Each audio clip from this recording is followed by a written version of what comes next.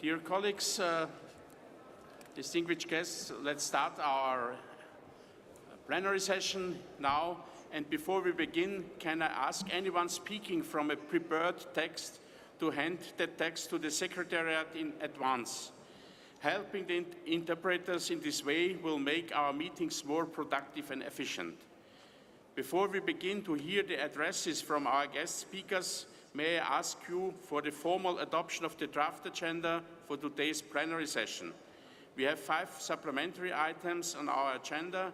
We will continue to consider items we do not deal with today later in the session.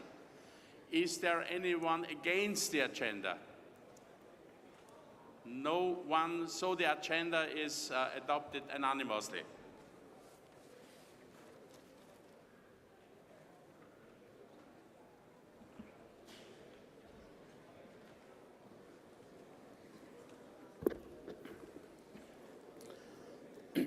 Sehr geehrter Herr Außenminister Davutoglu, sehr geehrter Außenminister und Chairman in Office Koşara, sehr geehrte Herren Parlamentspräsidenten, the Speaker of the Grand National Assembly Cicek from Turkey, the Speaker of the Senate from Kazakhstan, Mr. Mami, and unser Freund, the Speaker of the Montenegrinian Parliament, Mr. Ranko Krivokapic, sehr geehrte Gäste und Kollegen, sehr geehrter Herr Generalsekretär der OSZE, Zanier, und ganz besonders freut mich auch, dass mein Vorgänger, der Präsident Riccardo Migliori, heute ist, den wir eingeladen haben, heute mit uns auch die Jahrestagung zu begehen. Herzlich willkommen, liebe Gäste, alle Delegierten. Im Namen der OSZE-Parlamentarischen Versammlung möchte ich sehr herzlich unseren türkischen Gastgebern für ihre großzügige Gastfreundschaft in dieser dynamischen und inspirierenden Stadt danken. Es ist von besonderer symbolischer Bedeutung, dass wir uns dieses Jahr in Istanbul versammeln, einer Stadt mit langer Tradition des Austauschs zwischen den Kulturen und einer Stadt, die als Brücke zwischen unterschiedlichen geografischen Regionen und unterschiedlichen Kulturen dient. Ich lade Sie ein, geschätzte Gäste und Kollegen, sich der Symbolik dieser Stadt bewusst zu sein, während wir unsere Arbeit zur diesjährigen Jahrestagung beginnen. So wie der Bosporus eine Verbindung zwischen Eurasien und dem Mittelmeer darstellt, ist die Parlamentarische Versammlung der OSZE eine Verbindung der nationalen Parlamente und ebenso eine Verbindung mit den unterschiedlichen Gremien der OSZE. Daher kann ich nicht oft genug betonen, wie wichtig eine freundschaftliche und konstruktive Zusammenarbeit ist zwischen uns als gleichberechtigten Partnern in direkten Gesprächen während unserer Sitzungen, aber auch außerhalb. Dabei möchte ich jedoch unbedingt betonen, dass unser Erfolg nicht nur von unserem Handeln in den kommenden Tagen bestimmt wird. Damit diese Jahrestagung hier in Istanbul als voller Erfolg angesehen werden kann, müssen die von uns in Istanbul gemachten Erfahrungen, die hier entstandenen Verbindungen und die durch demokratische Abstimmung getroffenen Entscheidungen auch ins Bewusstsein unserer nationalen Parlamente in unseren eigenen Ländern gebracht werden. Als Mitglieder der Parlamentarischen Versammlung der OSZE müssen wir uns zu einer stärkeren Beteiligung an den ganzjährigen Aktivitäten der OSZE verpflichten. Die Parlamentarische Versammlung kann nur dann eine wichtige Rolle in der internationalen Gemeinschaft spielen, wenn sich die Parlamentarier aktiv engagieren. Dazu gehört auch, die Arbeit und Ziele unserer Versammlung in unseren eigenen Ländern zu erklären und für sie zu werben. Immerhin sind wir als Parlamentarier Verbindungsmitglieder zwischen der OSZE und den Bürgern. Dies bedeutet zusätzlich zur Verbreitung der Werte der OSZE betreffend Sicherheit und Menschenrechte auch den Regierungen den Wunsch der Bürger nach verantwortlicher und reaktionsfähiger politischer Führung klar zu vermitteln. Gerade hier in Istanbul hat sich dieser Wunsch in den letzten Wochen deutlich manifestiert. Wir konnten miterleben, dass die Bevölkerung energisch gewillt ist, ihre Grundfreiheiten zu verteidigen, egal ob ein Platz sich in Tunesien, in der Türkei, Manhattan oder Madrid befindet. Wir müssen der Öffentlichkeit klarmachen, dass die freie Meinungsäußerung ein unveräußerliches Grundrecht ist, das auch in den Prinzipien der OSZE tief verankert ist. Als gewählte Vertreter müssen wir sicherstellen, dass die unterschiedlichen Meinungen der Bürger im hoheitlichen Handeln respektiert werden. Selbstverständlich haben wir alle Geschehnisse auch hier in der Türkei sehr aufmerksam verfolgt, auch die Ereignisse im nahen Gezi-Park, wenn wir uns hier zu unserer Jahrestagung versammeln. Um einiges klarzustellen, die OSZE unterstützt die friedliche Meinungs- und Versammlungsfreiheit. Egal, ob Demonstranten stehen oder sitzen, reden oder singen, sie haben ein Recht, sich zu versammeln und ihre Meinung frei zu äußern, und das muss respektiert werden. Ebenso, meine liebe Kolleginnen, respektieren wir aber auch die Pflicht der Regierung zur Sicherstellung der öffentlichen Ordnung und gegen jene, die zum Vandalismus oder zur Gewalt aufrufen oder ein derartiges tun, soll selbstverständlich durch die Vollzugsbehörden mit verhältnismäßigen Mitteln vorgegangen werden. Wir sind nicht hier, um näher auf die Situation in der Türkei einzugehen. Trotzdem, liebe Kolleginnen und Kollegen, ist es mir auch wichtig, die außerordentliche, großzügige humanitäre Unterstützung der Türkei für die Flüchtlinge aus Syrien hervorzuheben. Es ist eine absolute Tragödie für Kinder, Frauen sowie auch für die Soldaten, denn auch sie sind Menschen und haben Familien. Und deshalb wünschen wir uns ein schnelles Ende dieses so tragischen Konflikts. Gerade deshalb bin ich sehr dankbar, dass einige Kollegen, einschließlich des Leiters der türkischen Delegation, Herr Emin Önem, Resolutionen zum Konflikt in Syrien eingebracht haben. Wir sind uns jedoch bewusst, dass unser Programm der 5-tägigen Jahrestagung viel umfassender ist als nur die Situation im Nahen Osten. Nach bestem Ermessen soll uns unsere Arbeit hier helfen, die OSZE und ihre Arbeiten an der Anpassung der Implementierung der Prinzipien der Helsinki-Schlussakte an die heutige Zeit zu stärken, nachdem wir uns dem 40. Jahrestag dieser richtungsweisenden Vereinbarung nähern. Zu diesem Zweck haben Ihre Berichterstatter gute Resolutionen vorbereitet, die wir diskutieren werden, und viele von Ihnen haben Ergänzungsanträge eingebracht, um spezifische Fragen zu erörtern. Die Fülle an von Ihnen eingebrachten Ergänzungsanträgen unterstreicht das von uns allen geteilte Engagement und die gemeinsamen Werte unserer Versammlung. Hier an der Brücke zwischen den Kontinenten sollten wir deshalb über die Hauptstädte der OSZE-Region hinausblicken zu unseren Partnern in der ganzen eurasischen Welt. Wir müssen die Zusammenarbeit mit unseren Kooperationspartnern im Mittelmeerraum verstärken und den von Ihnen in den Organisationen eingebrachten Mehrwert stärker hervorheben. Wir sollten auch mit den OSZE-Feldmissionen eine regelmäßige Zusammenarbeit entwickeln. In Anbetracht des bevorstehenden Abzugs der internationalen Truppen aus Afghanistan im Jahr 2014 sollten wir die Ressourcen der OSZE nutzen, um während der Übergangsphase die Stabilität in der Region sicherzustellen. Die Sicherheit der Region hängt wesentlich von einer starken internationalen Zusammenarbeit zwischen den Parlamenten, den Regierungen und den Zivilgesellschaften ab. Lassen Sie uns, geschätzte Kolleginnen und Kollegen, diese Woche beweisen, was aus dieser Zusammenarbeit entstehen kann. Im Geiste von Istanbul wollen wir uns anstrengen, eine starke für weitere Brücken zu schaffen. Wie wir alle wissen, können wir nur durch Verbindungen zwischen der OSZE und unseren nationalen Parlamenten und Regierungen Erfolg haben. Lassen Sie mich zum Schluss, geschätzte Kolleginnen und Kollegen, auch ein herzliches Dankeschön an den ukrainischen Außenminister, Herrn Koschara, den Chairman in Office, sagen für die Unterstützung, die er mir persönlich gegeben hat und die er auch unserer Versammlung angedeihen lässt. Ich bin überzeugt, es ist eine fruchtbare Kooperation und eine fruchtbare Arbeit, die hier von ukrainischer Seite als Vorsitzland der OSZE in diesem Jahr geleistet wird. Danke vielmals, Herr Außenminister.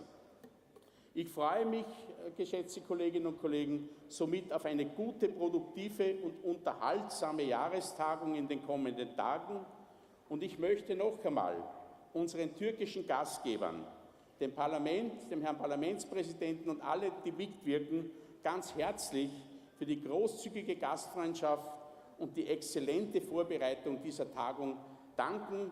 Ich glaube, wir alles können überzeugt sein, dass diese Tagung ein Erfolg wird und ich wünsche der heutigen Vollversammlung einen guten, einen fruchtvollen und einen lebhaften Verlauf.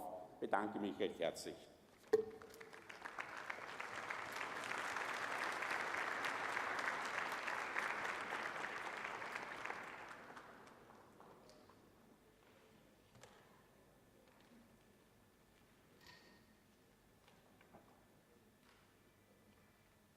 Ich darf, I ask now the German office, the Ukraine Minister of Foreign Affairs, Mr. Koshara, for his speech. You have the floor, Mr. Koshara.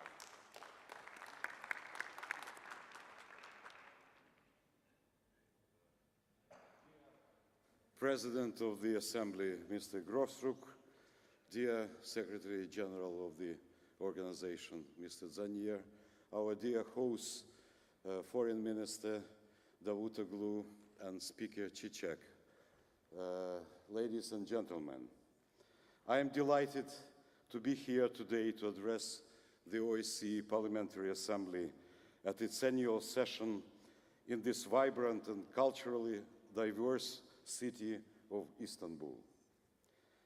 We all enjoy generous hospitality and excellent organization of this important event, and I wish at the outset to express gratitude to our Turkish hosts.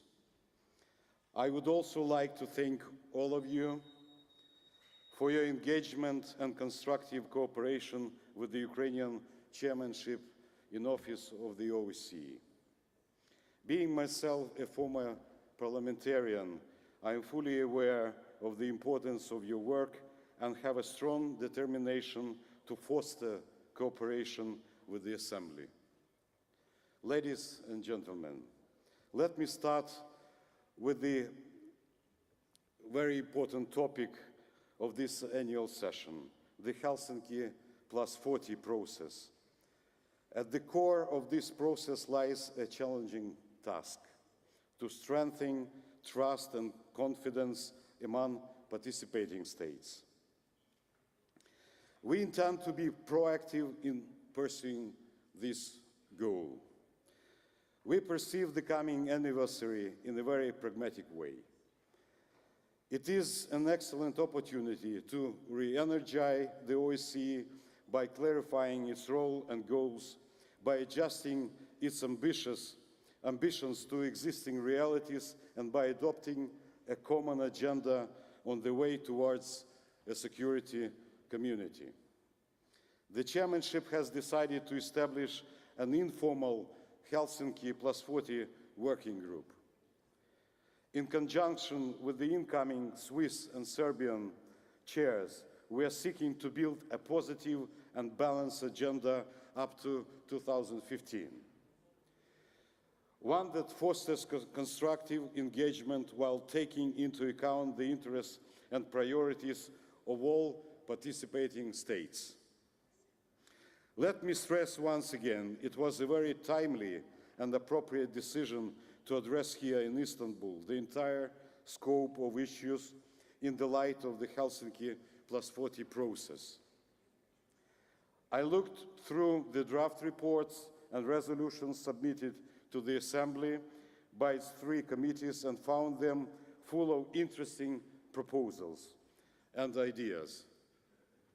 I am confident their adoption will serve as a good input to our future activities within the process. Ladies and gentlemen, the Ukrainian chairmanship has set ambitious goals within a number of priorities across the 3 dimensions of security. Within the politico-military dimension, we aim at updating and modernizing the OSCE political-military instruments and strengthening our work in all elements of the conflict cycle. We consider conventional arms control and confidence-building measures an important part of our common efforts to strengthen peace and security in the OSCE area. The chairmanship strives to facilitate discussion on the future conventional arms control in Europe. Ukraine is also actively working on updating the OSCE principles governing non-proliferation. Protracted conflicts remain a source of tension and mistrust among participating states, and our chairmanship has been fully engaged in ongoing negotiations. We were encouraged by the agreement on further confidence measures reached at the latest 5+2 talks on the Transnistria settlement process held in Odessa. We stand ready to support its implementation.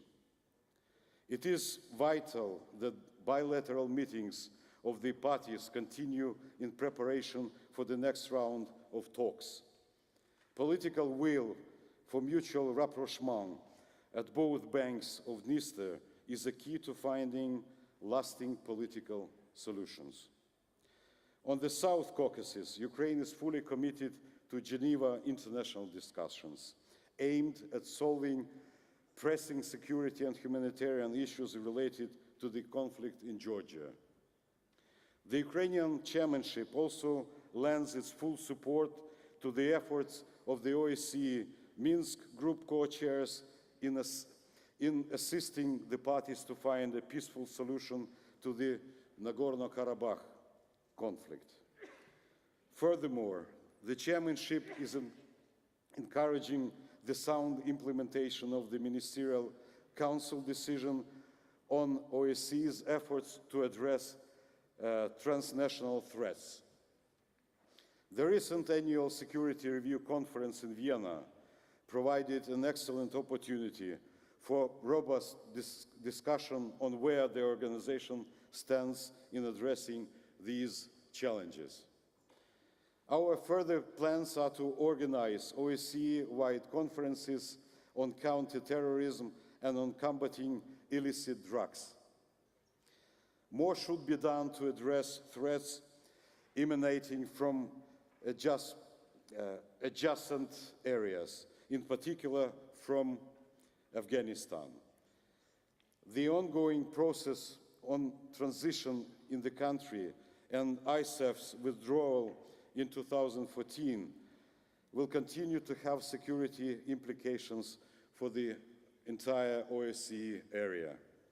In this regard, the support of the OSCE provides for building the capacity of Afghan law enforcement officers and fostering cooperation with their Central Asian counterparts is of paramount importance. Ladies and gentlemen, within the economic and environmental dimension, the core theme of the Ukrainian chairmanship is increasing stability and security by improving the environmental footprint of energy-related activities.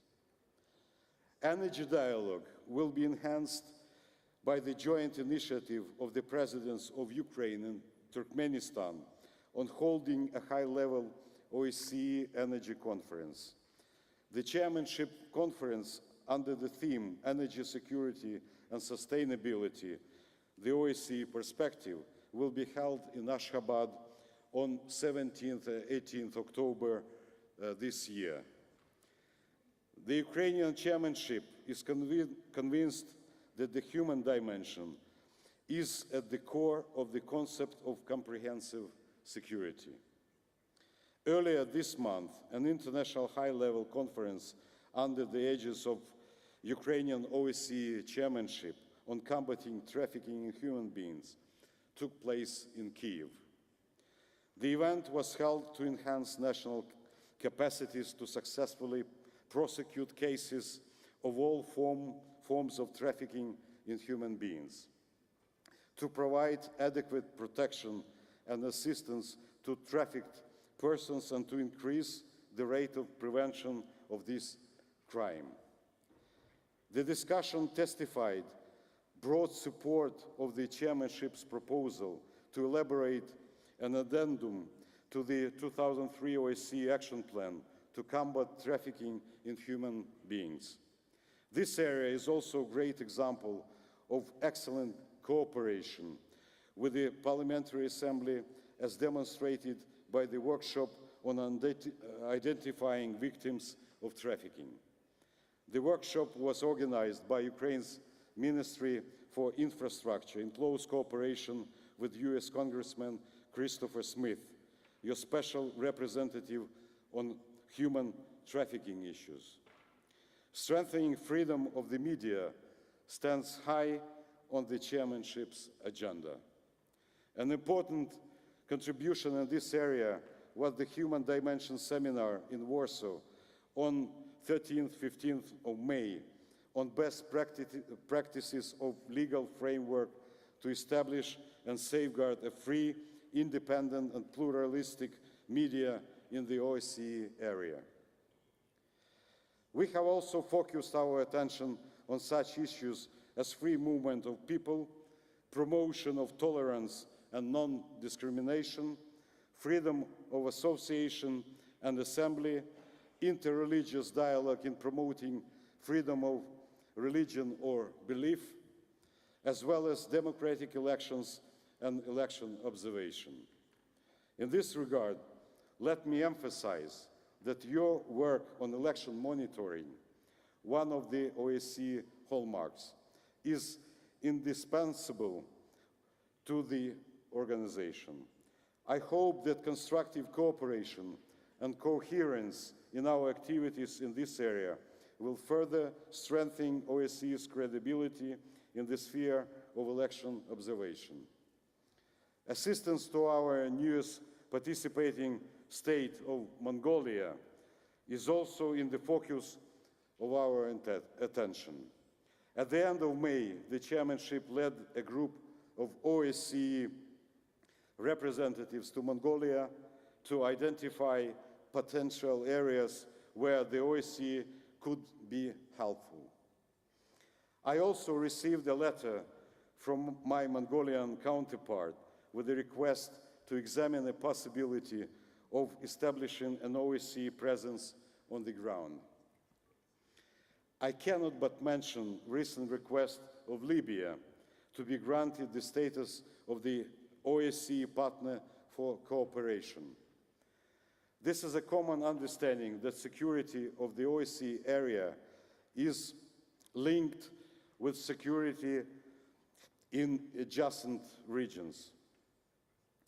We welcome Libya's willingness to pursue positive engagement and cooperation with the OSCE and will seek consensus among the participating states in this respect.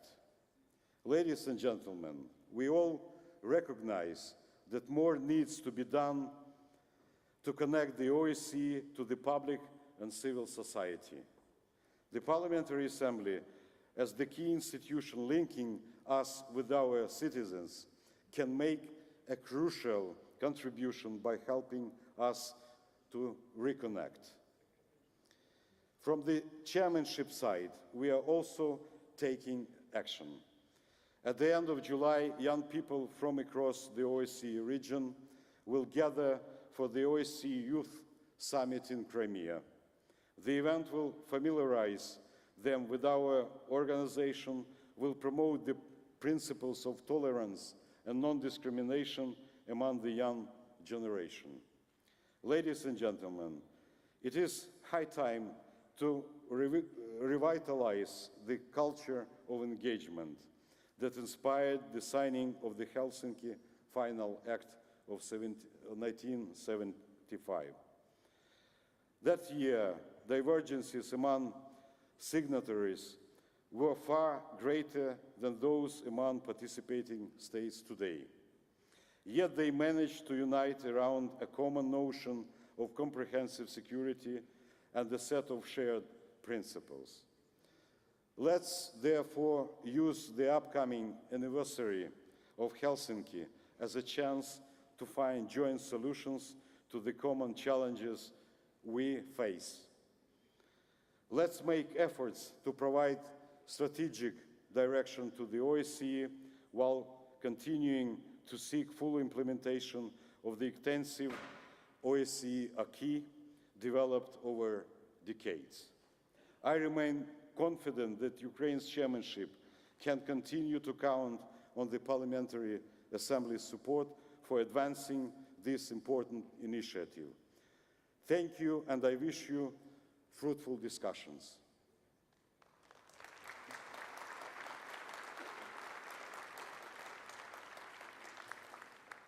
Thank you very much, Mr. Chairman in office.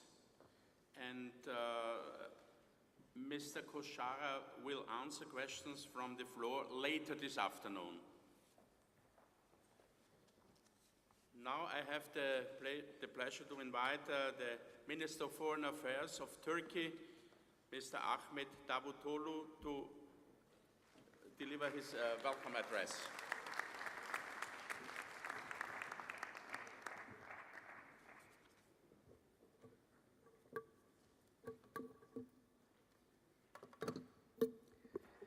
Thank you very much, Mr. President of Parliamentary Assembly, Mr. Speaker of Turkish Grand National Assembly, distinguished speakers of the parliaments, my dear colleague, Minister Leonid Kozhara, Mr. Secretary General, distinguished members of Parliamentary Assembly, dear guests. First of all, let me say welcome to all of you to a city which played a significant role in the history of Eurasia as capital city of empires, as well as a host city of several international organizations in the past, and as a city for the future of global peace, which we want to make a city of UN regional offices and UN agencies. Istanbul is well known by all OSCE because of the Istanbul Summit. This is not the first time we are hosting a great OSCE activity. Turkey was the host country in 1999 for OSCE Summit, and in Istanbul, two historic documents were adopted at that time. One was Charter for European Security, the other one is document on a platform for cooperative security. Some new concepts were introduced in this city for OSCE organization. Here I want to share with you about my view on Helsinki Plus 40, because this is really very, very important historical stage, and we congratulate the OSCE presidency for this meaningful initiative. For in our Turkish culture, 40 means maturity. Age 40 means someone who reaches maturity. In international organizations, of course, it is not like human being, maybe longer. But in our organization, OSCE, I can say there are two stages. The first one was 1975 until 1990, until Paris Summit, when there was a new concept of European security was adopted, which was a formative stage. From that time, end of Cold War, until now, we can say that for our organization, as decades of a young international organization, an era of dynamism and structural formation. Now it is right time to review our experiences and to establish some new objectives for our organization. In order to give some more background on this, let me just underline on the basic changes in international system in post-Cold War era. I can say in post-Cold War era, there were three systemic changes, big systemic changes. I can make an analogy with these like three earthquakes. Earthquake was the year of 1999 in Turkey when there was earthquake in Istanbul and when we hosted OSCE. In post-Cold War era, we had three earthquakes and we are now in the third. The first earthquake was in 1991, the collapse of Soviet Union. From 1989 until 1991, a geopolitical earthquake. The second earthquake was in 2001, 9/11, a security earthquake. And the third one, in 2010 and 11, is a politico-economic earthquake. We have an economic crisis in Europe, and we have a huge political transformation in neighborhood of OSCE in Middle East and North Africa.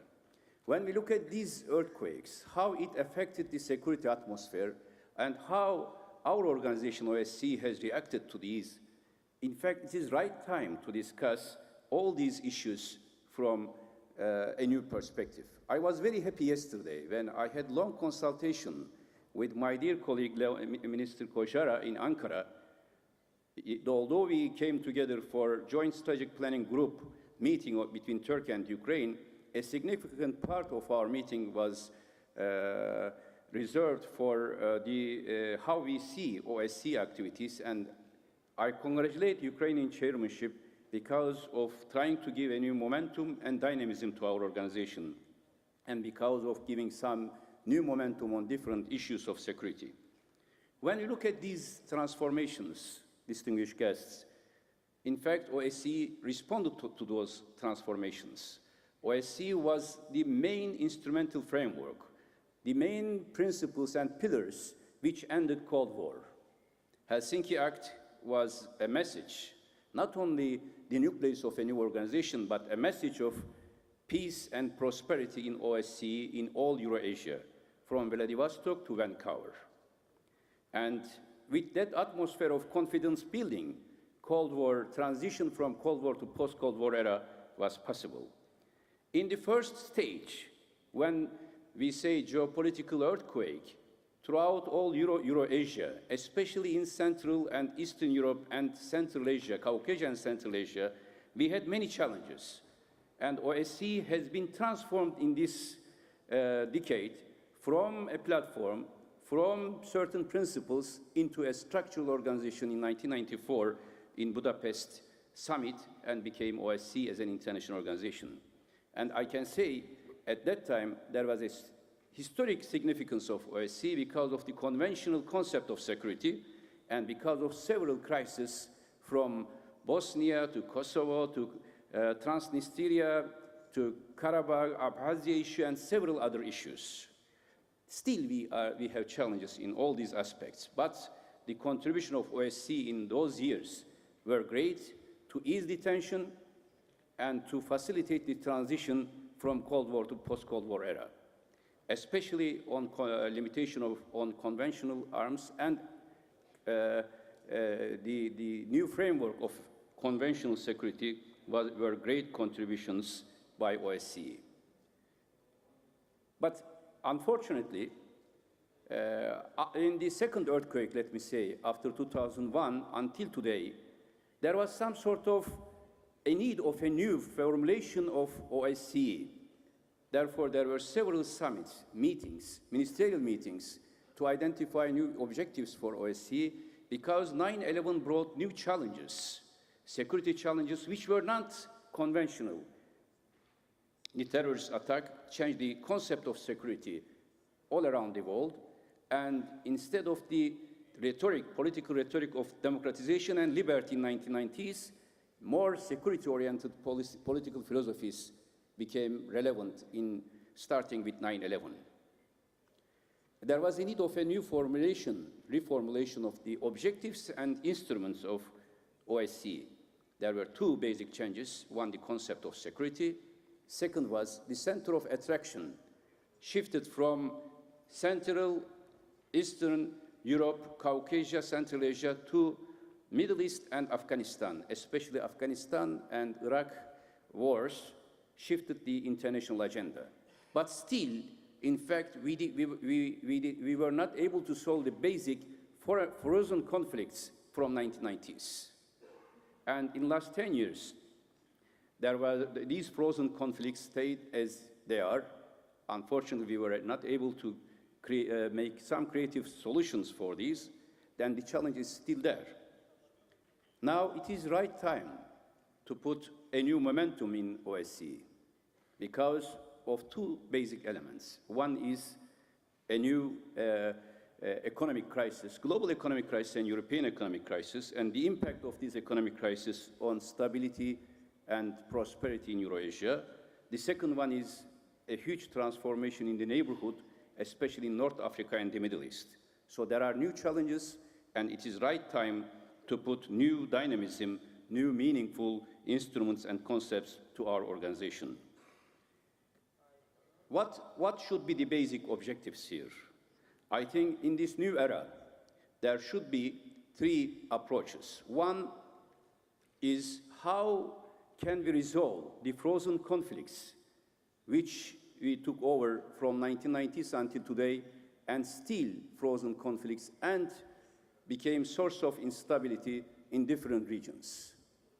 I am very happy when I listened Minister Koshara that he has plans to go to Caucasia, South Caucasia, to Azerbaijan, to Armenia, and to several other issues as well, and to try to motivate people and motivate the leaders and representatives of these countries for a new process. Yes, it is right time now to solve these issues. And what we need in OSCE, in ministerial meetings several times we have been discussing this, is a success story. If we are able to solve one of these frozen conflicts, that will be a good indication, a good model for solving other frozen conflicts as well. It is our duty that after formation of Minsk Group, after 20 years, now it is time to work together to find a solution for all these crises. Second significant objective is we need to have a new concept of security, which was identified by three dimensions: politico-military, human, and economic security dimensions. I think that is a very important definition of security by OSCE, because now we are not having challenges from only military or conventional sources of instability, but we have similar challenges on humanitarian and economic aspects.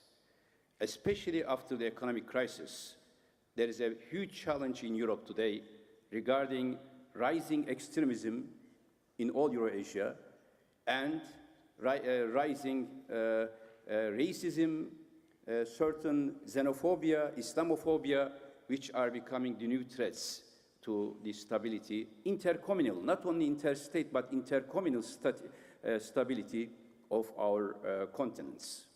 Therefore, there is a need of a new strategy. When, as Turkey, we chaired the Ministerial Committee of Council of Europe, we started an initiative there on preparing a new report, a new initiative on how to support multicultural coexistence and harmony between different cultures. This is a soft power issue, and the soft power dimension of security should be addressed properly by OSCE and by all institutions of OSCE. And I think it is right time now for these soft power elements to be on our agenda. And the role of parliaments in soft power issues is much more than the role of the ministerial committees, because parliaments represent all segments of society. For executive operational aspects, governments and ministerial committees are important, but for soft power elements and for cultural and economic aspects of security, parliaments are more important. And what we expect and what we hope from Parliamentary Assembly of OSCE is to bring all segments of our societies together and create a base for peace and prosperity and stability for Eurasia. There is another new element I want to share with you in this new era. It is the transformation in the neighborhood. OSCE was the best example of peaceful transition and how different countries who were enemies, who prepared for war against each other in Cold War, came together and established a new framework of peace. That is the best example. Helsinki process, there is one of the best, most striking success in 20th century for global peace. Now we need such a Helsinki initiative in Middle East, in North Africa, in several other regions where we are facing problems. Respect to the boundaries, but establish a new political approach beyond boundaries. Today, there is a huge transformation from Morocco to Yemen, from Somalia to Afghanistan, in a huge area where Turkey is actively involved in many of these issues, and where OSCE experience and Helsinki initiative could be a good model for all these conflicts in this new dynamic atmosphere of these regions. Therefore, any initiative by by the Parliamentary Assembly to establish relations with the new deep parliaments of new democracies in Tunisia, in Libya, in Egypt, in Morocco, in Yemen is essentially important. And we hope one day Syria will be having an elected parliament, and to help all these societies to develop their concept of security, stability, and rule of law and democratic principles should be high agenda of OSCE Parliamentary Assembly. Our experience should be like a test for other societies and a good model for other regions. With these, I strongly believe that your meeting here in Istanbul is a historic meet, will be a historic meaning, having a historic meaning in that sense to redefine the objectives of Parliamentary Assembly of OSCE as well as OSCE in general, and to address the new challenges and the new issues, not only in Eurasia, but around Asia, like in Afghanistan in 2014. What will be happening after 2014 will be directly affecting our agenda in OSCE. What will be happening in the Middle East, in Mediterranean, will be having a similar impact on our agenda. And I strongly believe that Ukrainian chairmanship and later Switzerland and Serbian chairmanships will contribute a lot to this process. And I congratulate the maturity of our organization, Helsinki Plus 40 process, and I hope best wishes for your stay in this beautiful city. If you need anything, be sure that all of our staff here are at your disposal for the success of this conference. Thank you very much.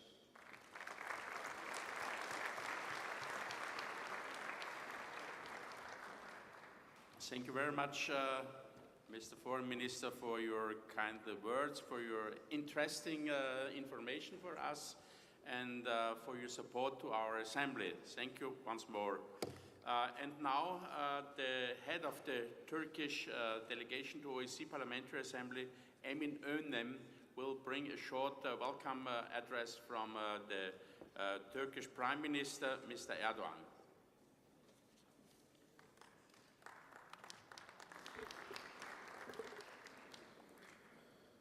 Sayın Wolfgang Grossrock, AGİTBA Başkanı, Sayın Başkan, Avrupa Güvenlik ve İşbirliği Teşkilatı Parlamenter Asamblesi 22. Genel Kurulu'na başarılar diliyor. Şahsınızda genel kurul vesilesiyle ülkemize gelmiş tüm misafirlerinize hoş geldiniz diyorum.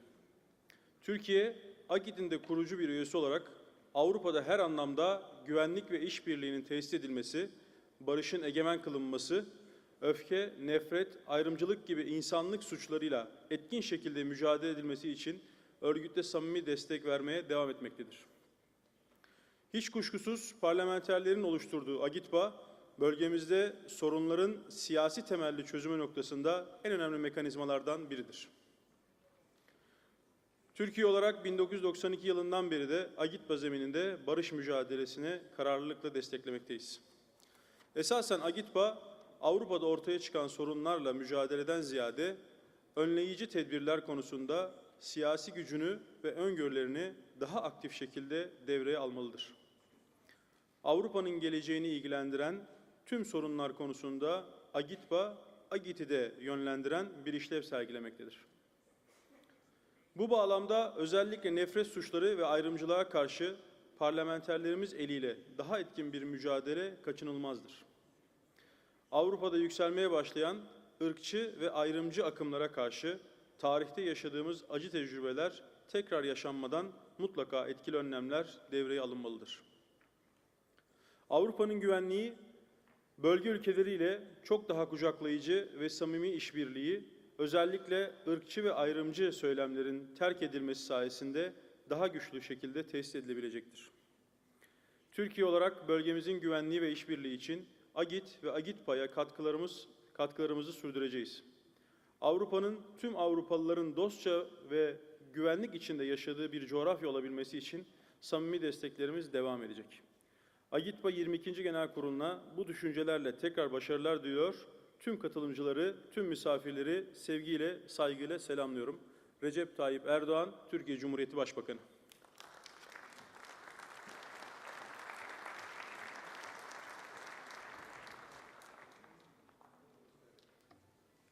Thank you very much, Mr. Önem, for reading the message of your Prime Minister, and we will also bring him our thanks for these words he sent.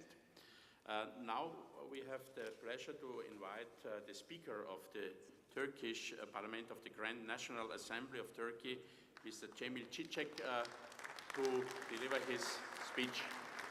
You have the floor, Mr. Çiçek. Teşekkür ederim Sayın Başkan, Sayın Asamble Başkanı, saygıdeğer parlamento başkanları, Sayın Dışişleri Bakanları, Sayın parlamenterler, Sayın Genel Sekreter, ülkemizin aziz konukları, katılımcılar, bayanlar, baylar, hepinizi sevgiyle, saygıyla selamlıyorum. Öncelikle hepinize Türkiye Büyük Millet Meclisi adına, ülkemize ve İstanbul'a hoş geldiniz demek istiyorum. Agit Parlamenter Asamblesi'nin 22. Genel Kurulu vesilesiyle sizleri ülkemizde ağırlamaktan büyük bir mutluluk duyuyoruz. Başarılı geçmesini temenni ettiğim bu önemli toplantıya ev sahipliği yapmaktan da ayrı bir gurur duyuyoruz. Kuzey Denizi'nden Balkanlara ve Orta Asya'ya kadar uzanan geniş Agit coğrafyası, tarih boyunca büyük savaşlar ve büyük barışlar görmüş, yüzyıllarca dünya medeniyetlerinin merkezi olmuş bir bölgedir. Soğuk Savaş döneminde uzunca bir süre duvarlar, sınırlar ve ön yargılarla içine kapanmış ve halklar arasındaki bağlar zayıflamış olsa da son 20 yıldır bu bölge tekrar canlanmıştır. Günümüzde Agit coğrafyası siyasi ve ekonomik alanlarda büyük fırsatlar ve işbirliği imkanları sunmaktadır. Bu itibarla geçmişteki çatışmalardan ve bölünmelerden gerekli dersleri çıkarmamız, işbirliğini ve dayanışmamızı geliştirmemiz gerektiğine inanıyorum. Küresel ve bölgesel düzeyde zaman zaman yaşanan mali krizler, siyasi çalkantılar bizi yıldırmamalı, krizden de barış, demokrasi, istikrar ve güvenlik yönünden fırsatlar çıkarmayı başarmalıyız. Neticede bütün bu bölge ortak coğrafyamızdır. Güvenliğinin, huzurunun ve refahının sağlanması ve korunması da ortak görevimizdir ve sorumluluğumuzdur. Kuşkusuz Agit ve Agitpa gibi önemli bölgesel örgütler bu manada büyük fayda sunmaktadır. Bu yılki genel kurulumuzun ana konu başlığının Helsinki artı 40 olarak belirlenmesi son derece zamanlı olmuştur. Hatırlanacağı üzere Dublin'de 6-7 Aralık 2012 tarihinde gerçekleştirilen Agit Bakanlar Konseyi toplantısına kabul edilen Helsinki artı 40 sürecine ilişkin karar ile katılımcı devletler Helsinki Nihai Senedi ve Paris şartı da dahil olmak üzere tüm Agit yükümlülüklerini tam ve iyi niyetle uygulama hedefine bağlılık teyidinde bulunmuşlardır. Alınan kararda Agit Astana zirvesinde belirlenen güvenlik topluluğunun inşa edilmesi hedefi ve bu hedefin gerçekleştirilmesi yönünde verilen işbirliği taahhüdü hatırlatılmakta, nihai senedin kabul edilmesinin 40. yıl dönümüne rastlayan 2015'in kapsamlı işbirliğine dayalı eşit ve bölünmez güvenlik anlayışına bağlılığının yenilenmesi açısından önemli bir fırsat teşkil ettiği vurgulanmaktadır. Ülkelerimizin devlet ve hükümet başkanları tarafından Astana zirvesinde ortaya konulan güvenlik topluluğu inşa edilmesine yönelik vizyon ancak katılımcı devletlerin Agit bünyesindeki çabaları sayesinde gerçekleşebilecektir. Helsinki artı 40 süreci ise değişen güvenlik ortamının beraberinde getirdiği yeni risk ve sınamalar da göz önünde tutularak örgütün söz konusu vizyona sağlayabileceği katma değerin tespit edilmesine önemli katkıda bulunacaktır. Şüphesiz 3 ayrı boyutun yanı sıra boyutlar arası hususları da içeren kapsamlı güvenlik anlayışıyla Agit'e bu çerçevede çok önemli bir rol düşmektedir. Saygıdeğer parlamenterler, değerli meslektaşlarım, Helsinki artı 40 sürecinin ilerletilmesi ve başarıyla sonuçlandırılabilmesi açısından örgütün gündelik faaliyetleri kapsamında katılımcı devletler arasında süregelen güven eksikliğinin aşılabilmesi şarttır. Bunun ise kolay olmayacağı ortadadır. Katılımcı devletlerin bu yöndeki çalışmalarına pozitif bir gündem temelinde başlamalarının ihtiyaç duyulan karşılıklı güvenin yeniden tesisi açısından faydalı olacağını düşünüyoruz. Tabiiyetiyle sürecin rotasının doğru tespit edilebilmesi ve sürdürülebilmesi bakımından mevcut Ukrayna dönem başkanlığı ile mütakip İsviçre ve Sırbistan dönem başkanlıklarına önemli bir görev düşmektedir. 3 dönem başkanlığının şimdiden birlikte çalışıyor ve ortak planlamaya girişiyor olması bu açıdan memnuniyet vericidir. Süreç boyunca katılımcı devletler arasındaki işbirliği ve angajman kültürünün geliştirilmesi mümkün olabilirse bu başlı başına bir başarıyı teşkil edecektir. Öte yandan Helsinki artı 40 sürecinin sonunda 2015 yılında dönüm noktası niteliğinde bir vizyon belgesinin tercihen katılımcı devletlerin devlet ve hükümet başkanlarınca kabul edilmesiyle gerçekten değerli bir sonuç elde edilebilecektir. Bu suretle AGİT'in önümüzdeki yıllarda faaliyetlerine yol gösterici bir adım atılmış olacaktır. Bununla birlikte vizyon belgesinin üretilmesinin sürecin son aşamalarına bırakılmamasının aksine eşgüdüm içerisinde hareket etmekte olan dönem başkanlığı troikasının sağladığı yapıcı ortamdan da istifade edilerek bu alanda ufak ama somut adımlarla şimdiden ilerleme kaydedilmeye başlamasının en verimli yöntem olacağı görüşündeyiz. Ayrıca 2015 yılına gelindiğinde daha somut başarı hikayelerine gerçekten de ihtiyaç olduğu ortadadır. Bu teşkilatın öneminin vurgulanması açısından bu başarılar şarttır. Başta Kafkasya ve Balkanlar olmak üzere AGİT coğrafyasında senelerdir süren ihtilafların barışçıl yol ve yöntemlerle ve adil bir sonuca ulaşması ve çözüme kavuşması hepimiz bakımından bir ihtiyaçtır. Aksi takdirde bu sorunları zamanın insafına ve çözümüne terk edemeyiz. Helsinki artı 40 sürecinin yapıcı bir şekilde ilerletilebilmesini teminen örgütün parlamenter kanadının temsilcileri olarak bizlere ne gibi ödev ve sorumluluklar düşmektedir? Sürecin 2015 yılında başarıyla sonuçlandırılmasına nasıl etkin biçimde katkı sağlayabiliriz? Bu soruları genel kurul boyunca ve asamble çerçevesindeki müteakip çalışmalarımızda daima aklımızda bulundurmamız gerektiği kanaatindeyim. İzninizle bu konuyla ilgili bir iki hususu sizlerle paylaşmak isterim.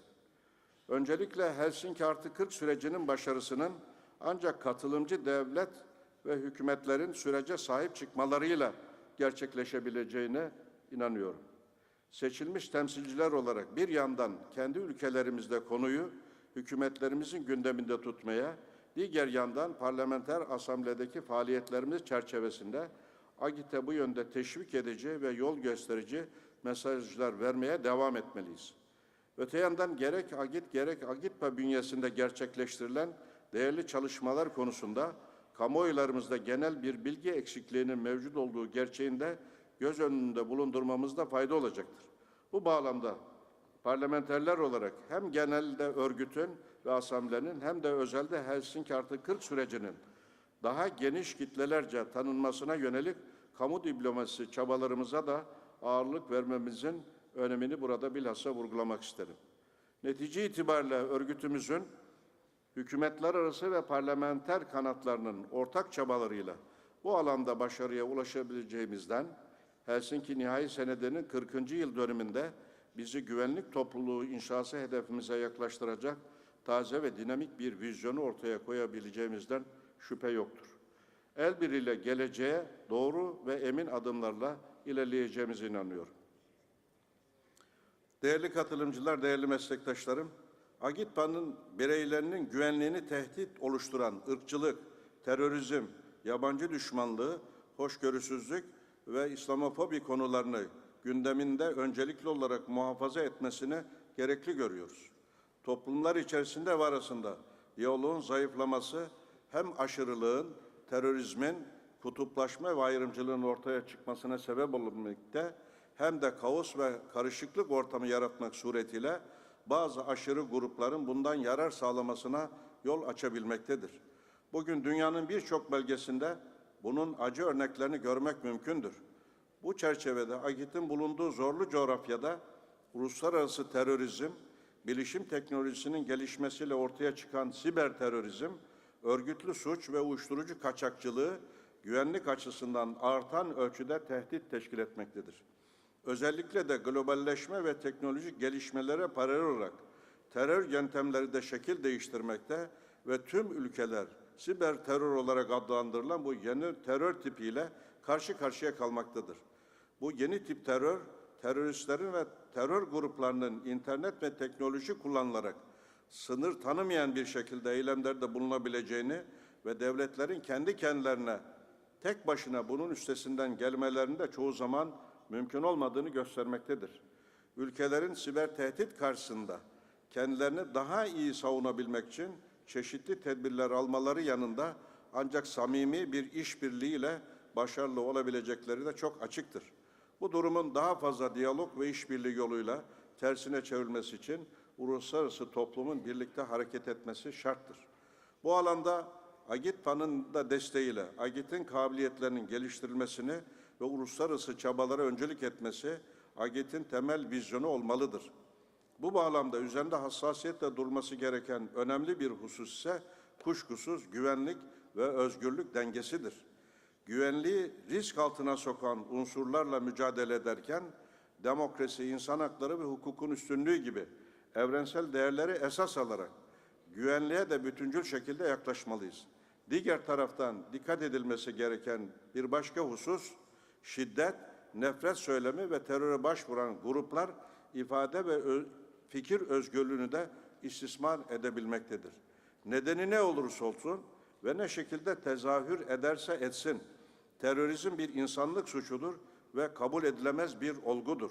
Her türlü terörist faaliyetin hazırlanmasını veya mali destek bulmasını önlemek için işbirliği çabalarımızı artırmamız gerekmektedir. Terörizme destek veren veya tolerans gösteren bir kısım devletlerin bu tutumlarını gözden geçirmeleri, üyesi bulundukları uluslararası kuruluşların ve taraf oldukları uluslararası sözleşmelerin de gereğidir. Türkiye olarak terörün her çeşidini, kaynağı ve gerekçesi ne olursa olsun kuvvetle kınadığımızı ifade etmek isterim.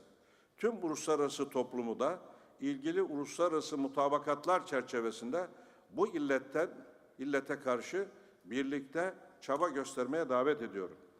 Terör risk ve tehditlerine karşı ancak uluslararası işbirliği ve ortak savunma stratejileriyle AGİT coğrafyasını daha güvenli bir bölge haline getirebiliriz. Bu tehditleri göğüsleyebilmek için birbirimizle daha etkin ve yakın işbirliği yapmada kararlı bir duruş sergilememiz gerekir. Güçlü demokratik kurumlar ve hukukun üstünlüğü bu savunma stratejilerinin temelini oluşturur. Bir taraftan güvenliğe karşı tehditlerle etkin mücadele ederken, diğer taraftan temel hak ve özgürlüklerin ihlal edilmemesi hareket noktamızı oluşturmalıdır. Bu bağlamda Avrupa Konseyi çerçevesinde kabul edilen Avrupa İnsan Hakları Sözleşmesi ve sözleşmenin yorumlanması için mahkemenin ortaya koyduğu içtihatlar, özgürlük, güvenlik tartışmasının denge noktasını oluşturmaktadır.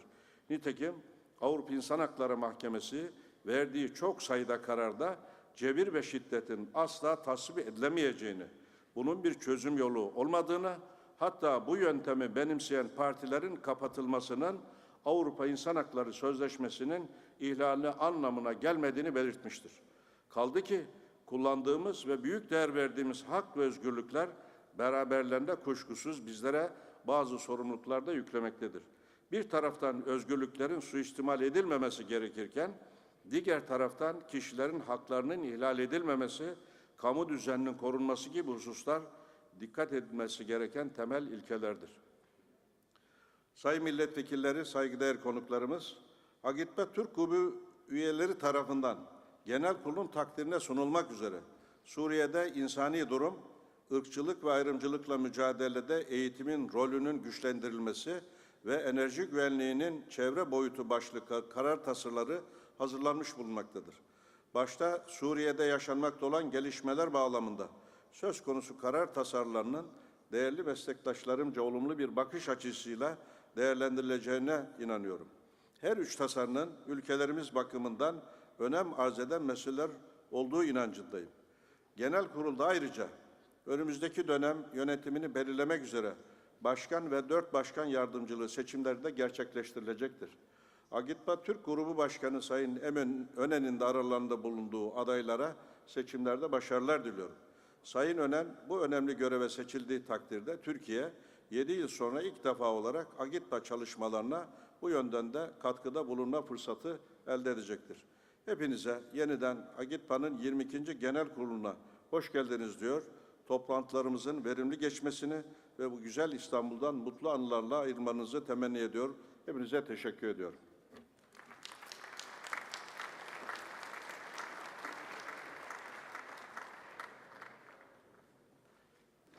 Thank you very much, Mr. Speaker, for your words, and once more for the excellent hospitality, and also to your staff and to your colleagues that are working before and behind the stage. It's excellent and to be in the wonderful city of Istanbul, and we enjoy it very much. So, dear colleagues, before we are going to a short break, I will inform you and announce that Lord Bones will chair the drafting committee which will prepare the Istanbul Declaration for information. So now I will announce a break for 15 minutes because we have to finish our plenary session at 6. It's because our interpreters, they will finish also at 6. So I think you understand this. Thank you very much, and we will see you in 15 minutes here again.